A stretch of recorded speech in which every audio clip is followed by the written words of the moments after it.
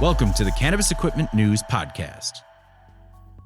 Hi, I'm David Manti, and welcome to a new episode of the Cannabis Equipment News Podcast. With me today is Brendan McKee, founder, co-founder, CFO, and COO of Silver Therapeutics. Thank you very much for joining me today, Brendan. Thank you, David. It's a pleasure, and always enjoy talking about our journey in this amazing and wild cannabis industry. I'm looking forward to it. And before we get started, please make sure to like, share, and subscribe to the podcast. You could also help us out a lot by leaving the podcast a positive review on whatever platform you use. If you want to email the podcast, you can reach me at david@cannabisequipmentnews.com with email the podcast in the subject line. You could also subscribe to our daily newsletter. Make sure you get it delivered to your inbox first.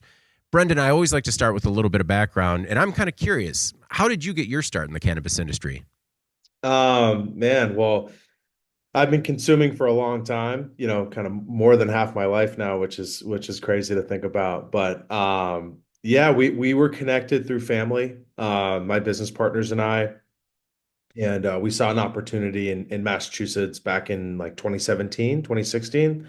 We're able to get a medical license in 2018 and then open our first adult use store in 2019. So it was a combination of, family connections, obviously being from Massachusetts and being able to kind of be on the pulse of what was happening on the regulatory side. And fortunately, we're able to, get into a really amazing community in Williamstown, Massachusetts. Very progressive, very open to cannabis. So yeah, that's where it all started, and it's as I said earlier, it's been a wild ride, but incredibly rewarding. What was that opportunity that you saw? So obviously, I think my partners and I, we all had friends that were dabbling in it in other states. Um, uh, Massachusetts, I think at the time it was called the medical marijuana program that was being created and managed by the Department of Public Health. At that time, I think they formed like a really large board, like something like 20 or 30 people from around the country to kind of provide input on how the infrastructure should be. Um, and so as that was happening, towns, municipalities had the opportunity to like opt in or opt out. It just so happened that Williamstown opted in, and the proximity to it was great. It was great for my partner Josh and great for myself as well. Very, very, like a couple hours of driving for both of us, even less for him. And yeah, we were able to get a host community agreement there, which was like kind of the first big step. Essentially, that allows you to apply for the state license with the CCC. You have to engage via an HCA and then go for the state licensing process. And we did it. And we're actually like one of the first medical license holders to, I think, receive what was called priority access for the adult use store. And so yeah, we opened in April of 2019 and haven't looked back since. What was it like opening that first adult use store? And, were you familiar with the cannabis retail game at all, or was it all kind of a steep learning curve? Huge learning curve. Yeah, I mean, I was so confident that we were going to make it work and make it happen. And kind of those 2 or 3 years leading up to opening that first location, I just visited as many dispensaries as I could, and did my best to kind of like cherry pick, what I thought was ideal from an experiential standpoint, an operation standpoint. And uh, it was we operated out of a tiny space. It was 714 square feet all in. That's back of house, that's vault, that's retail floor, that's vestibule. And it was honestly, it was as challenging as it was, I think it made us really good at being able to operate in that type of environment. At the time, I mean, we were serving like hundreds upon hundreds of people a day. And we only had 3 registers. and our team. I mean, they're really like I say this all the time. It goes back to our team, right? Like they made it so that we could operate and flow and serve as many people as we did. But yeah, it was a big learning curve, and it made us better. We've opened almost a dozen facilities now, so I just feel like each time we open a new one, we get a little bit better, which is awesome. As you were cherry picking, what did you like and what didn't you like? I like so at the time I got my medical card, so I was a patient and I was visiting several dispensaries, and it was really meaningful for me, at least personally, to be able to walk into a place and see familiar faces and also be recognized. Just that kind of that relationship, and because at the end of the day, like we opened as recreational slash adult use. That's all we do. But I've said from the very beginning, like we need to treat every person that walks in as like a patient, because they are medicating, right? Like this is the products we sell on the adult use side are, with the exception of like the dosing, they're exactly the same products, right? Like they're like there's nothing different about them. So we really take like a wellness patient first approach. And so like that was to build that kind of relationship with the bud tenders and even the managers on site was like really wonderful and I think really important. And for that matter, like, walking into a store and, you know, kind of hanging out or not hanging out, but, kind of going back and forth conversing, like if the person across me like just seems like they don't care, like it's just like, okay, like this is just purely transactional. Clearly, like you don't really take pride in what this is all about or should be all about. So I can't emphasize enough like how critical the bud tenders are to like building those relationships, building that loyalty, and really helping people. So I would say like, the good ones, that's what they focus on. The not so great ones, I don't think they really focus on that. I think they just try to focus on volume and, items per cart and stuff like that. And I think inevitably, like if you focus on the experience and you focus on the wellness part of it, like all the other stuff will come with it no matter what. From store one on to store 12, you said 12 now? Yeah, we're gosh, sorry, I have to think about it. So 12, I said 12 facilities because we've done some cultivations and product manufacturings. Oh, I okay. think we're on our 10th retail, Okay. with about four more in the pipeline. So yeah, we'll have opened close to 15 by like Q2 of 25. Yeah. So from that first store, what are some of the things that have sort of lasted throughout opening all the new stores, and what are some of the practices that have changed over time? I mean, in terms of what's lasted, like we still have a ton of the same team members, which Yeah. is incredible. Like I'm sure you hear about it. I mean, the volatility, the turnover in our industry, it's like a hospitality industry, it's kind of a revolving door. Like year over year, we're like well above 90% retention. Yeah, And that is incredible. That is yeah, yeah, incredible. yeah. What do you I attribute that to?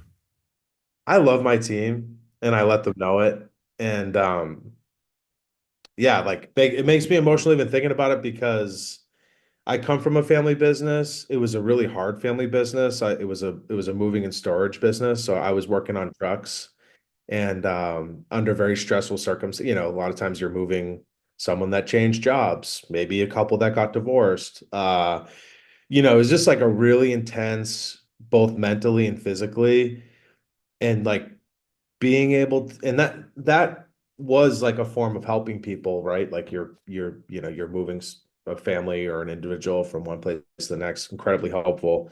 This is like we're helping people like survive, we're helping people thrive, we're helping people like have a higher quality of life. And so like that's just like so wonderful and something that keeps me going, and I know it keeps our team going.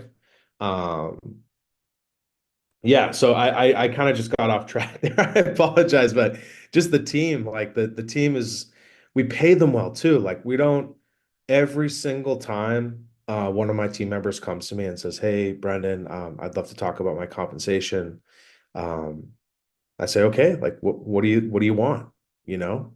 And we talk about it, and every single time I've had that conversation, I increase their pay. Like it's they deserve it, and I'm grateful that we've created an environment where team members can feel like they can ask for it, and we can have an open discussion about it. So I think yeah, and I say this all the time, like I think because we take such good care of our team, they take really good care of our customers. And again, that kind of trickles down into the experience, into the loyalty. So yeah, I think it's the empathy, the caring. Of course, the you got to pay people what they deserve. I think like, you can tell people how good they're doing all you want, but if you're not demonstrating it through like monetary means, like I think it's kind of meaningless. So we do everything we can, yeah, to take care of our team members, both monetarily and emotionally as well. I appreciate that mindset just because that professionalism, you're right, it kind of spreads throughout the organization. And I think sometimes operations or operators are a little short-sighted in regards to what turnover could cause in terms of disruption for both your customers and your business. It's incredibly disruptive. It's incredibly expensive too. Yeah. Like in our industry, in any business, like saving money is as good as making money, right? Mhm.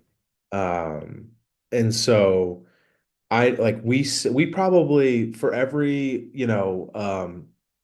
pay increase, for every bonus, I can pretty much guarantee that whatever like bonus and salary and hourly increases that occur, which occur every single year, we always increase pay every year.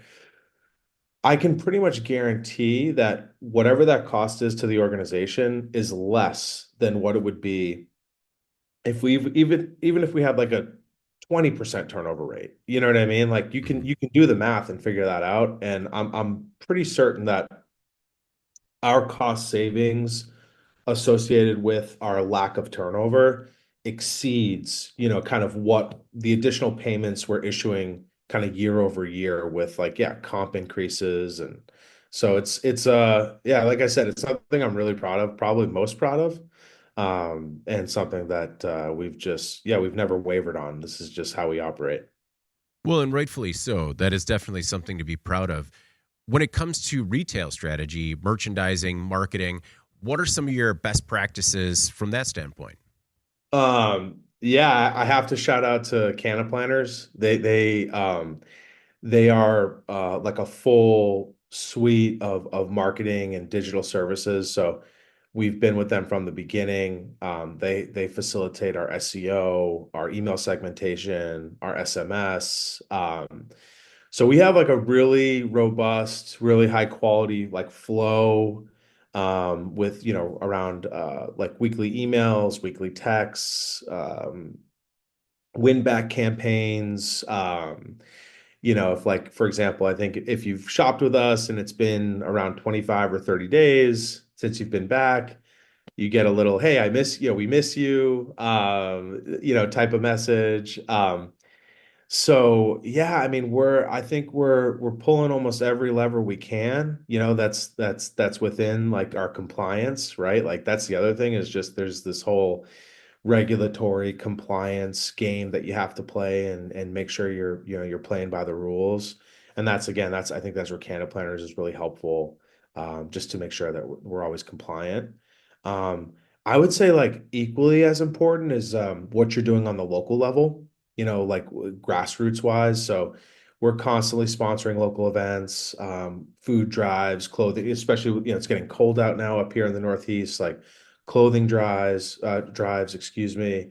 Um, I mean, you name it. I pretty much anytime I'm approached about like a sponsorship opportunity, I'm pretty much saying yes.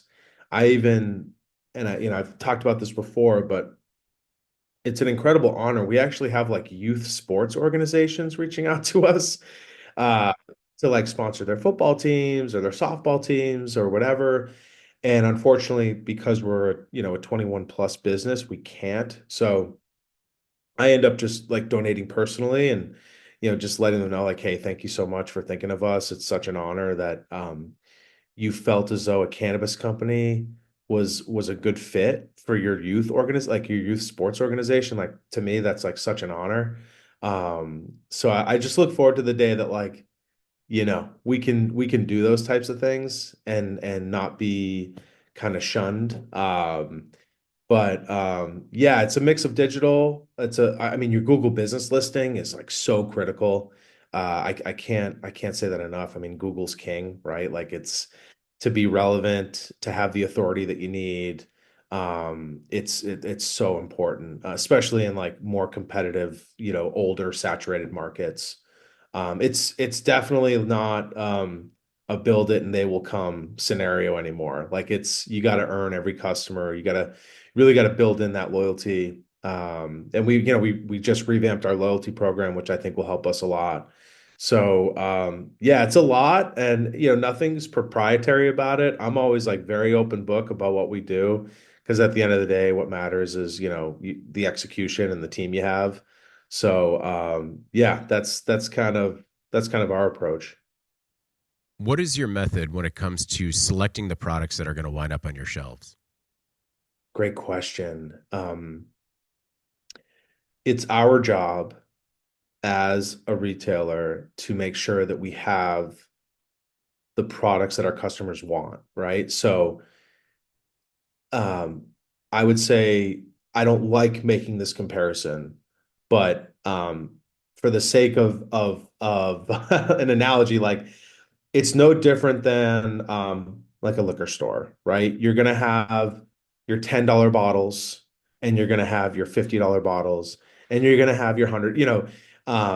So we take that same approach at our stores. It's like we want the value-based products that are still high quality. We want the kind of higher testing, higher. It's all high quality. It's all lab tested. Like everything we sell is obviously like meets all the necessary standards. But I would say like obviously very price conscious. So we really carry a wide variety of options across all categories.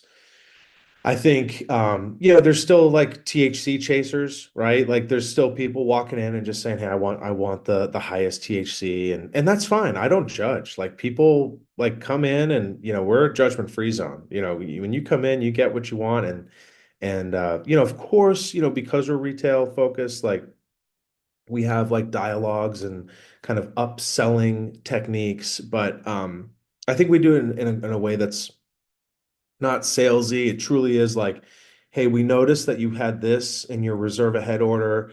We find that a lot of people that get that product really also enjoy this product. Like, have you considered that?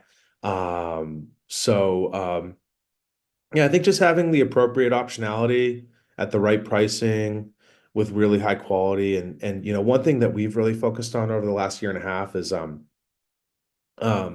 building our own brand in that way. So we'll take in a lot of like bulk product, so bulk flour, and repackage it in our packaging. And the reason why we love that is because it gives us another opportunity to do like our own quality control. So like we'll take it in, our team will sift through it. They'll say, "Hey, this is really good. Like it's good to go." They'll package it, they'll sell it. And typically because we're buying it in bulk and we're the ones packaging it, we can get it at a better price and then pass those savings on to the customer. So that's been like it's really been awesome to see that, I guess, segment of our business grow. Like it's up like 13x year over year since we really prioritize that. So I know I talked about a lot of different things there, but it's the inventory management relative to the demand is something we're really passionate about and something that we think a lot about. I mean, it's you got to make sure you have what people want at the end of the day. You had mentioned cultivation and manufacturing operations as well as buying wholesale. When did you decide to become more vertically integrated? we had when we applied and received that medical license in Massachusetts back in 2017, 2018. We had like it was our intention to be vertical. It wasn't until we could apply for and receive priority access that said you can be retail only. In order in Massachusetts, and it is still this way. If you want to be like a medical retail outlet, you have to be vertical. Like you have to have, even if it's just like a couple plants in a room, like that, that qualifies you to be medical and therefore sell medically. So um, once we realized we could be retail first and retail only, that was really interesting to us, and that's obviously the approach we took. We were fortunate in Maine. We had this opportunity to cultivate, and one of our partners, Josh Ferrano, is has been a medical caregiver in Maine for 10 plus years. So it was just like a really good fit. We found a great facility, and now Josh and Brent, they run it up there along with Brian, and they're just doing such a great job. Like we just had a harvest come down a couple weeks ago, and everything's testing, 25 plus percent. Everything, of course, past testing.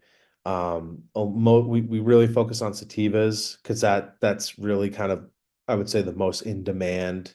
Um, and we actually had a cultivation in Massachusetts. We had yet to develop it, but we were actually able to sell it at a good point in the market, and utilize that capital for expansion elsewhere, which was really nice. So we've made some really good decisions, really good critical decisions, and I think that's a testament to the people we have around us. We have a great board, and we have a great group of like friends and family investors. A lot of them are friends I went to college with, who are doing really well, kind of in the as attorneys or in the financial marketplace. So, like the brain trust we have, not only kind of directly in the organization, but on the periphery is like really, really wonderful and has been incredibly valuable for us. Have you made any bad decisions along the way? Of course. Yeah. No, I mean it's um my partners and I, we always say, you want to swim downstream, you Mhm. know, and I think there's been a couple projects that we didn't win, right? Like municipalities that we didn't win over. And the warning signs were there in the early stages, and we just kind of overlooked them. You know what I mean? So I'd say on two different occasions, we chased a couple opportunities down that we probably shouldn't have. But it didn't yeah, it cost us a little bit of money and it cost us some time. But in the beginning, we had determined that it was worth it. You know what I mean? Like if we are able to land these municipalities and open these stores, it will all have been worth it. But that's like it's so hard to play Monday morning quarterback and kind of beat yourself up over it. I think the second time it happened, we are like, okay, we can't let this happen again. You know what it was too? It's like we hadn't on the second one, we hadn't talked to the police chief, which we usually like that's part of our protocol. Like, okay, go to the fire chief, go to the town manager, go to the police chief, talk obviously the select board, like really ask them like, hey, like, are you okay with this location? Um, and make sure that they say yes. I think in the second situation, excuse me, had we gone to all those people, I think we would have discovered that like, hey, this probably isn't worth chasing down. But hey, we learned and we got better from it, and I think that's all you can ask for. So you're in Massachusetts, Vermont, New York, and Maine now, with manufacturing or cultivation operations in Maine. Any plans to vertically integrate in any other state? So I do want to clarify, we technically, because we're retailers in New York, we actually divested of our cultivation in Maine. Oh, So okay. it is now woman owned, Okay. and we that license holder is growing. They're growing strains for us now. So we Okay. have like a management brand agreement in place, which is completely of course compliant and meets all the regulatory codes. So we're, as Silver Therapeutics, Silver Cannabis Company, and City Farm, which are our retail brands, we are just completely retail focused. Of course, we can do like the repackaging, Mhm. which we do, but at this point, we're pretty much solely focused on retails at this, yeah, as we sit here today. And, you know, all of those locations geographically are close, but they're pretty different regulatory environments. Yeah. What has it been like, as you get into new states, dealing with new regulators and all of a sudden a whole new kind of set of rules? Yeah, it's interesting, right? Like you have all these different regulatory bodies. Um, Fortunately, we're in a position where, we can lean on attorneys, in each of these states that are really, experts in these new markets or so we really lean on them to kind of tell us, hey, what can we do? What can't we do? My other partner, Josh Silver, he's an attorney. So he like early on, he did a lot of the municipality work with getting like the host community agreements. Once we started to kind of really hit scale, we really needed to onboard more attorneys. So that's one thing I always tell operators, like, or hopeful operators is like, get ready for some pretty significant lawyer fees. Like they just, it's a line item that I never would have anticipated, like at this level to this degree. Um, so yeah, just get yourself some good lawyers that know the marketplace you're hoping to operate in or already operate in.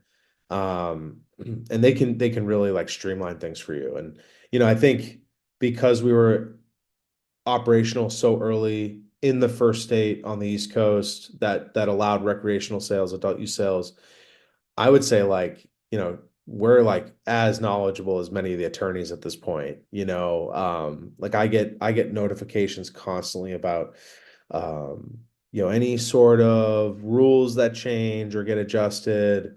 I have so many Google alerts built in at this Oh, yeah. point. I'm pretty much up to speed in real time. I'm also on like the largest trade committee in Maine. So, our group is, it's ourselves, East Coast Cannabis, Rugged Roots, Highly Canico. And I think between the four of us, like we probably have over 30-40% of the market in Maine. So we're very involved with the direction of any sort of rules and regs that have the ability to change. So yeah, we're really on top of those types of things because it obviously impacts our business. What are some of those regulations that you'd like to see changed? In Maine currently, just as an example, medical operators don't have to get their products tested, and that just Yeah, I've heard that one.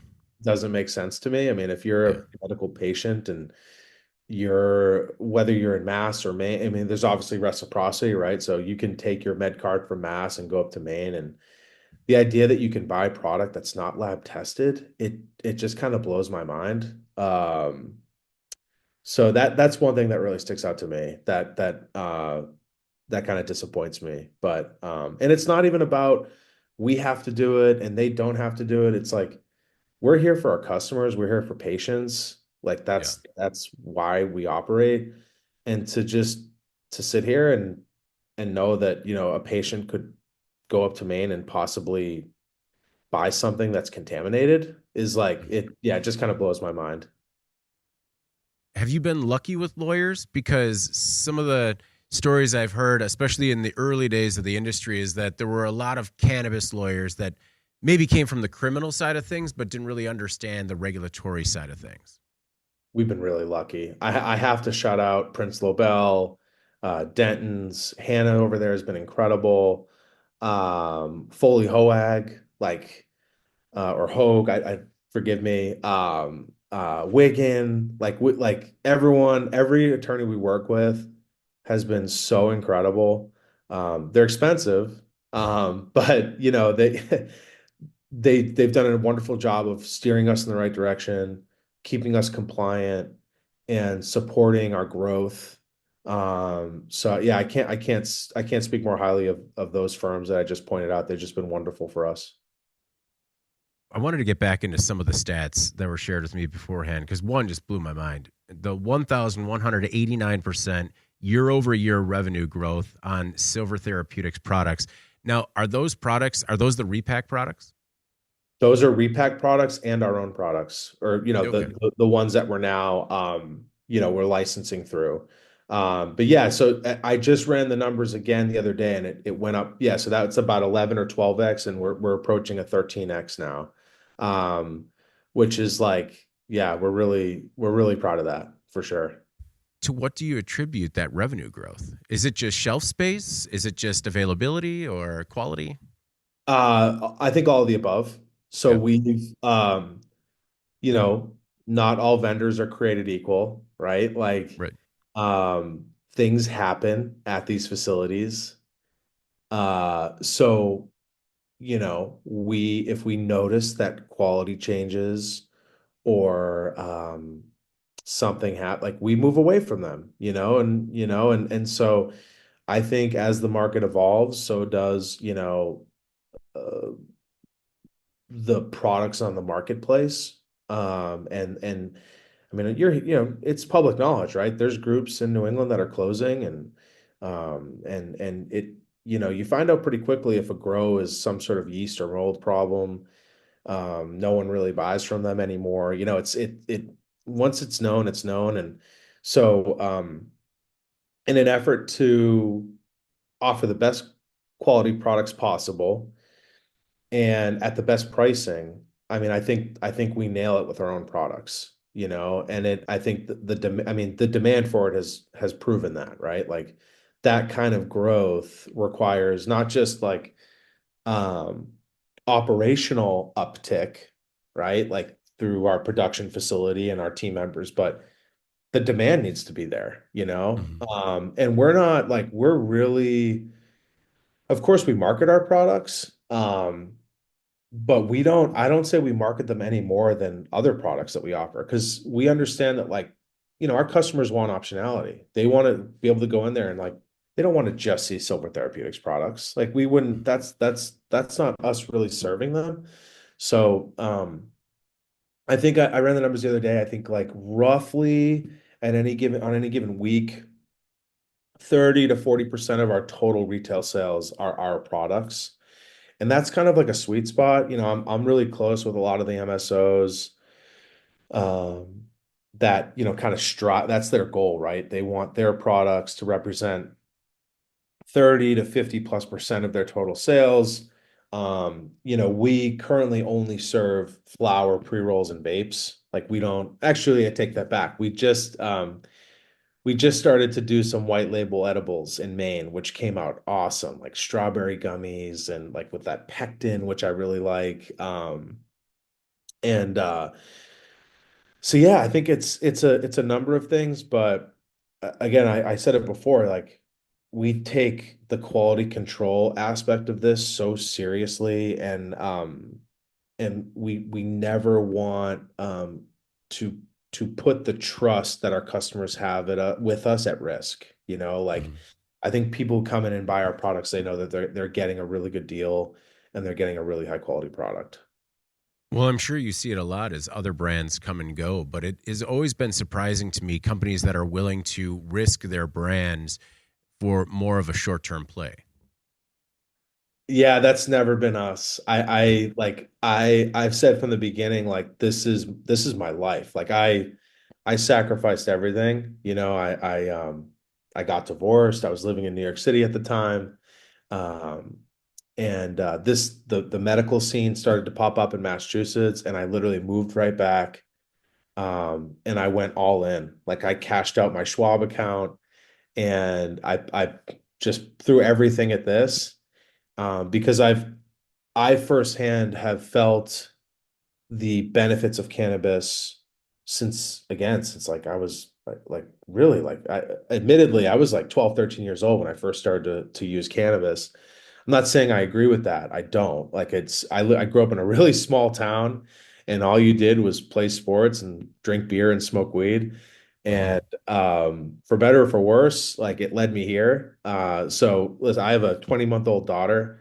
I will never let her do the things that I did. But I'll also have more mindful, more engaged conversations with her about cannabis and about alcohol and why it's in her best interest to not consume them, at certain ages. And hopefully that will go over well. But yeah, this is just like this is my life, and it's for the long term. I don't see myself not being in this industry, for the rest of my career.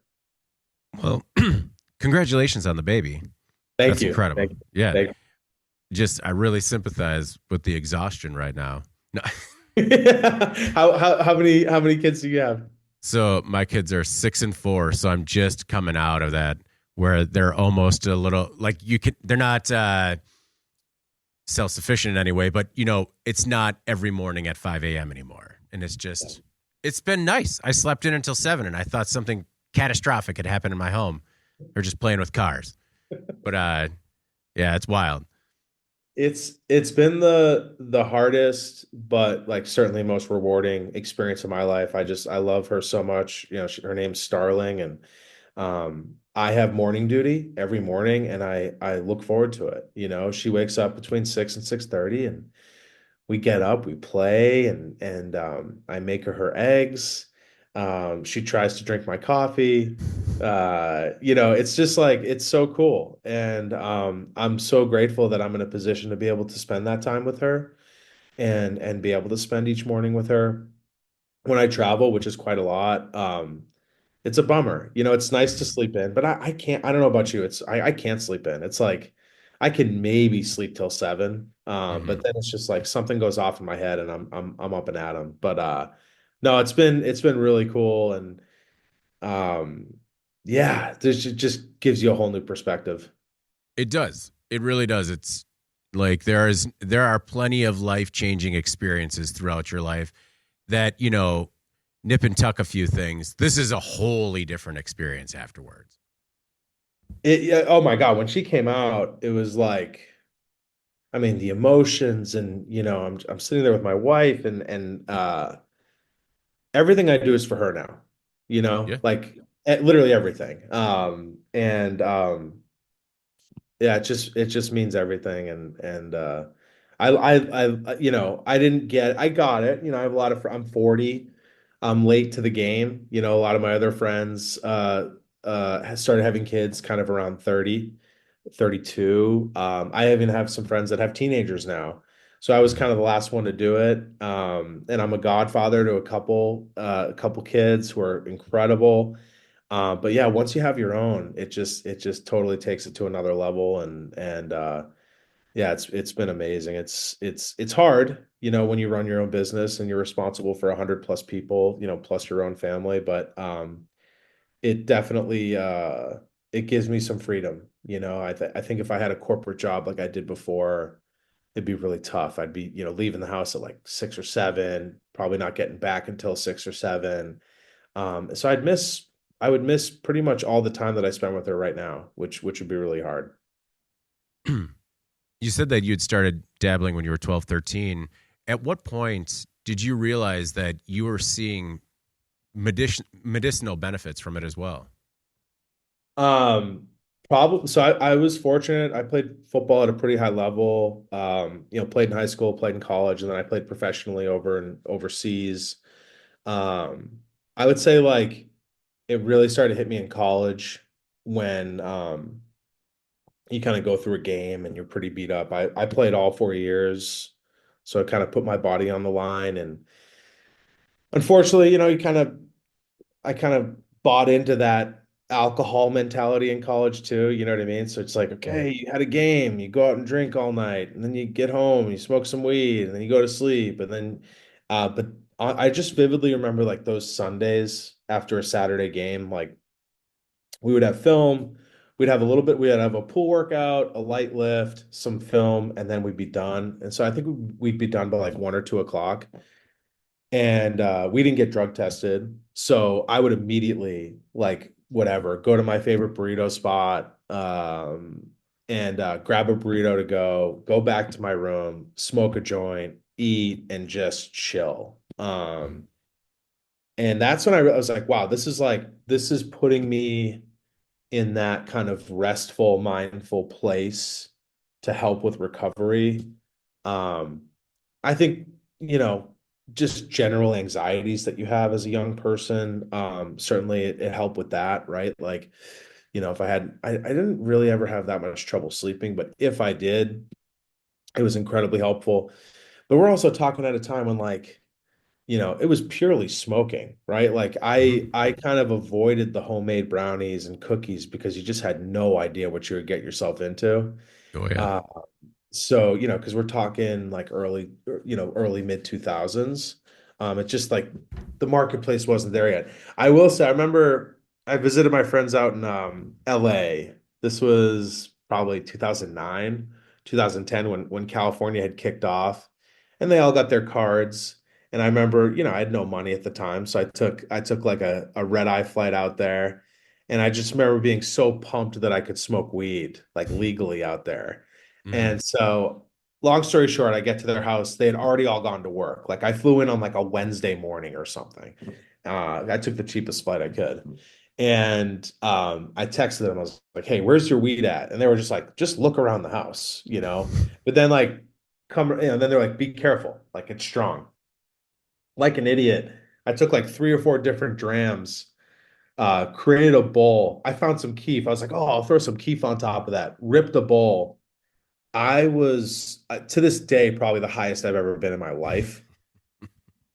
I mean, I was hearing voices. I was like, I was like, I got to go outside. And then it was so surreal. I ended up walking past Muscle Beach, on Venice Beach. Hmm. And I was just like, it was just crazy. That was probably not the most therapeutic session I've had with cannabis. But it certainly like put me in my place. It was like, hey, this is something you can't mess with either. I don't I tell people like cannabis is not for everybody. Oh yeah. And if you are just trying it for the first time or you're getting back into it, you got to go low and slow. You got to be really mindful about it. And yeah, again, I just went off on a tangent there, but I thought it was relevant and I thought it was kind of funny too. Well, absolutely. Do you feel like your experience with football helped prepare you to be a better leader? Absolutely. Yeah, no, like 100%. I know I can tell when I'm talking to other owner operators or folks in the C-suite, I can tell when someone's been on a team sport, Mm. um, and when they haven't. And I don't knock. It's not an issue, but you gotta have the teamwork for the dream work, right? Like you gotta collaborate, you gotta communicate. Um, we're at a point now where like we're not a mom and pop, right? Like we have multiple facilities with multiple coming online.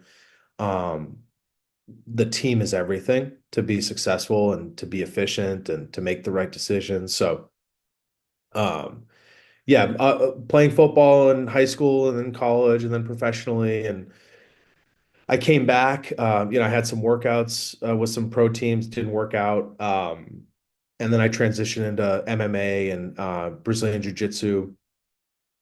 I would say that's been more impactful for me than Really? yeah, it's like it's incredibly humbling.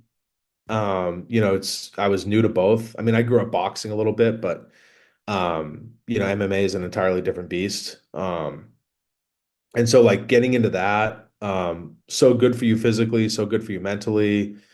It and it was funny, right? Like I was never like a violent person. I loved playing football. I loved hitting people, but outside of that, I wasn't, looking for fights or anything. Now that I have the experience I have in that realm, in that modality, like it's made me calmer.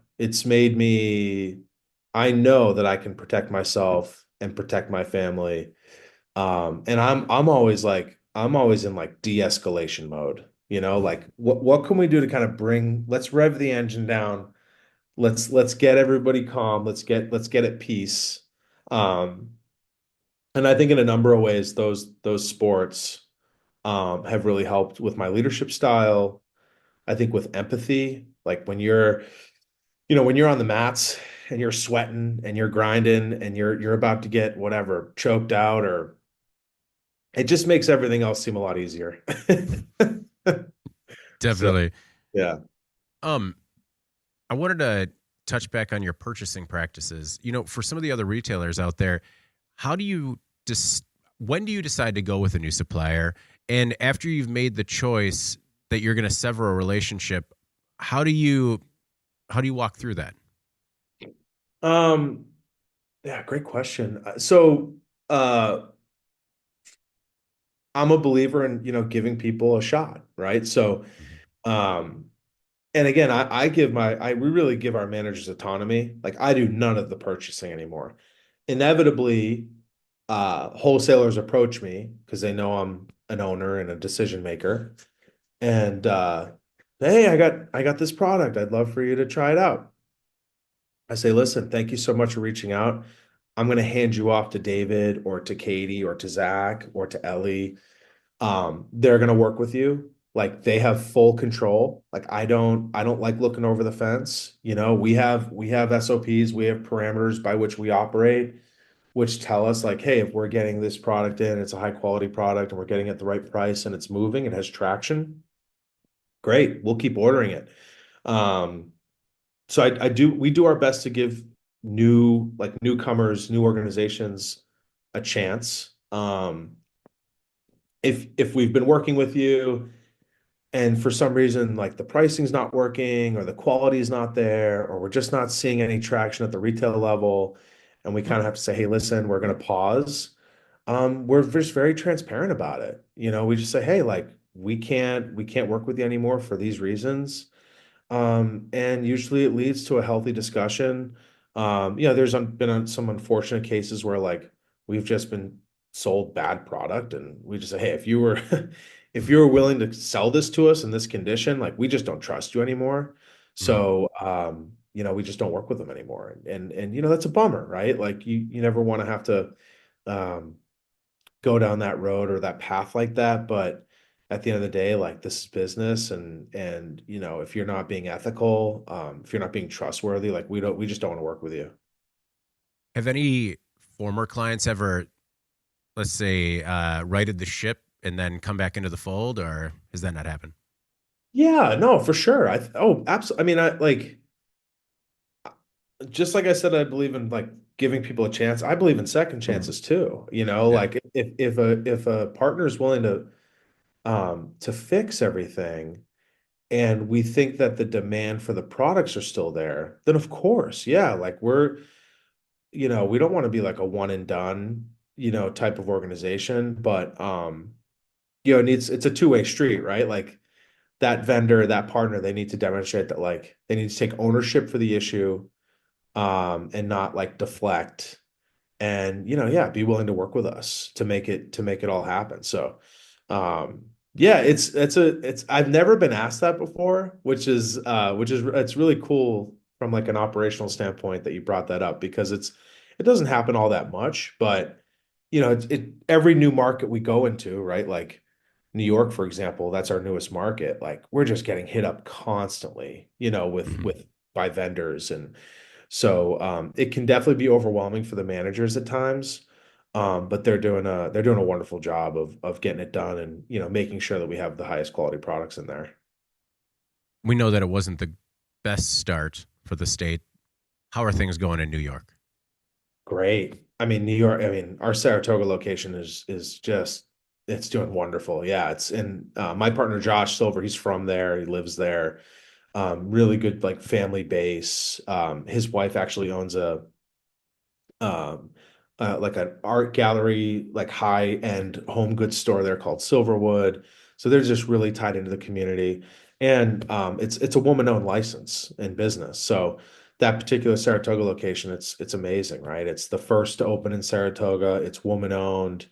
We're an operational partner there, and yeah, can't say enough good things about it. And we're actually taking over a location in Albany pretty soon. We're also opening in the town of Queensbury, and we also have a fourth location that we're working with in Brooklyn, in Greenpoint. So New York is going to be, within the next 6 to 8 months, it's going to be our biggest marketplace. So how do you make sure you don't scale too fast? Budgets. Yeah. Yeah. Yeah. We have a new CFO, not new, but newer, Quentin, great guy, super knowledgeable, comes from the healthcare sector. Just so knowledgeable. So we review monthly budgets, we lay out our runway, kind of inputs and outputs, so to speak, AR, AP, and really do our best to kind of forecast any sort of anticipated costs associated with the expansion, right? So, um, most stores, I would say, you know, assuming there's like an existing structure and we're renovating and rent isn't crazy, which we've been very fortunate. Like, we don't pay like green taxes on our rent. Our lease structures are they're all fair market. Basically it takes 4 to 6 months to get one of these up and running and open, and I mean, not including all the legal and like Right. municipality work. Um, and they typically cost around like 200 to $400,000, a little bit more sometimes, a little bit less. We've been able to do some other ones for less. Um, but yeah, you gotta, my aunt who had her own business for a long, long time, again, I come from family businesses. Like, if you don't control your money, you don't control your business, right? Like, you gotta know what's coming in and what's going out. And so we're actively doing that pretty much on a weekly basis. We a few months back, we kind of ran into a little bit of a inventory issue. We just had too much on hand, Mm. and it was throwing our cash balance off. And so we fixed it. We updated our policies and communicated effectively with our managers, and haven't had an issue since. We sold off. We had a buying freeze, and we got our par levels where they should be, and now we're good to go. Well, Brendan, I really do appreciate you taking the time, sharing your expertise. Um, Before we get out of here, is there anything else you want to make sure the Cannabis Equipment News audience either knows about yourself or your work at Silver Therapeutics? Um, just that I'm so proud of my team, and so grateful for you and for what you're doing for the industry, and just the opportunity to be on here and talk about what we do. Is I know how valuable that is, and it really does mean the world to me. And this is a hard industry, right? Mm. And being able to talk about our business with a person like yourself that knows the business and appreciates the business, it really is super meaningful. So yeah, just you can look us up, silverthera.com. Opening, Massman, Vermont, New York. Um, I love my team. I love the industry. We're in it for the long haul, and yeah, just can't thank you enough for having me on. No, the pleasure is all mine. And actually, before I forget to ask, where did you play overseas? So I played at the time, it was the European Football League, and it was kind of like when NFL Europe was dissolving. Okay. Um, so yeah, I kind of caught that weird window. And I played in Vienna, Austria, which was like just such a beautiful city. I always talk about with my wife, like, God, I can't wait to take us there, and experience it. It's just like, it's so gorgeous. And it was so cool. We got to travel all over Europe, to play teams in Germany and Paris and Italy. And it was, yeah, definitely once in a lifetime experience. No, it's a really cool way to see that part of the world, man. For sure. For sure.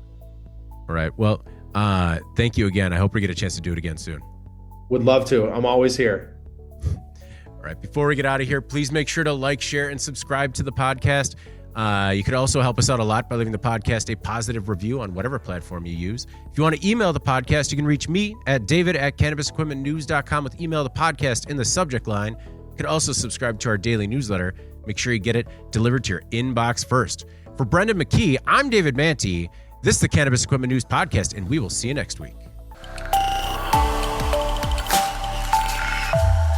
Welcome to the Cannabis Equipment News Podcast.